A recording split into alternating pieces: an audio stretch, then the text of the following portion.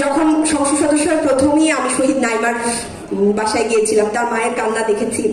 আজকে তার ডায়েরিটা ওর মা আমাকে দেখাতে চেয়েছিল, কিন্তু সেই ডায়েরিটা জুলাই স্মৃতি জাদুঘরে, কিন্তু সেই জাদুঘর এখন পর্যন্ত খোলা হয় না। এর চেয়ে দুঃখজনক কি হতে পারে? জুলাই ফাউন্ডেশন বন্ধ হয়ে যাচ্ছে, বেতন দিতে পারছে না।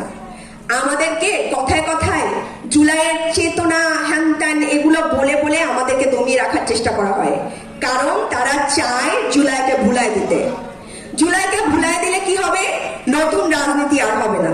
নতুন রাজনীতি না হলে সে পুরনো বন্দোবস্তের দোকানটা খুব ভালোভাবে চলবে, তাই না?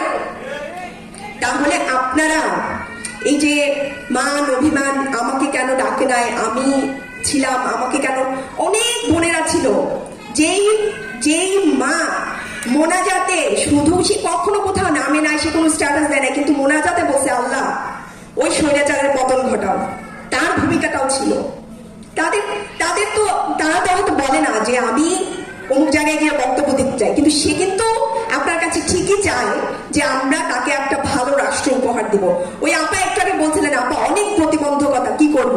অনেকে হয়তো ভাবে যে নিতু আপু মনে হয় এমপি হয়ে গেছে, কত আরামের জীবন। আমি দিন শেষে আমি ভাবি যে আমি এই পরিবেশের মধ্যে আছি, কত মানুষের দায়, কত মানুষের চিন্তা আমার উপরে মিতু আপু মনে হয় অনেক কিছু পরিবর্তন করবে, কিন্তু একা মিতু আপু কত দূর হাঁটবে? এই জায়গায় আপনাদের আসতে হবে এবং এই জায়গার দায়িত্ব আপনাদের নিতে হবে, এবং তার জন্য কেউ মনে করবেন না যে কেউ আপনাকে এসে জায়গাটা দিবে। আপনার নিজেকে তৈরি করে নিতে হবে, পরিশ্রম করতে হবে। নাইমার ওই আঙ্কেল আছে, নাইমান মেহেরুন্নেসার বাবা আছেন, আঙ্কেল সংবিধানের কথা বলে গেলেন, রাষ্ট্র সংস্কারের কথা বলে গেলেন, অথচ গতকাল সংসদে সালাউদ্দিন আহমেদ বললেন যে এই আমরা যে সংবিধান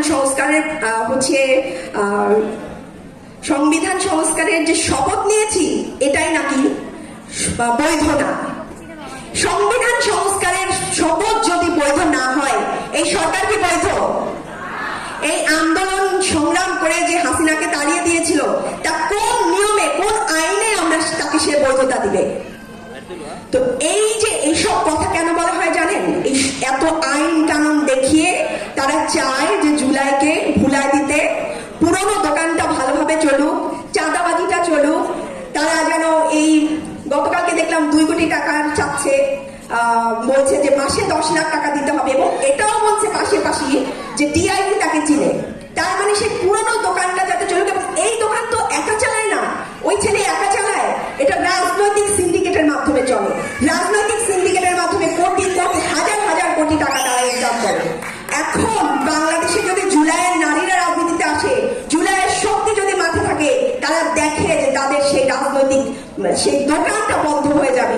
এজন্য তারা কথায় কথায় বলে জুলাই জুলাই করবেন না, আসলে তারা জুলাইকে মুছে ফেলতে চায়। কেন?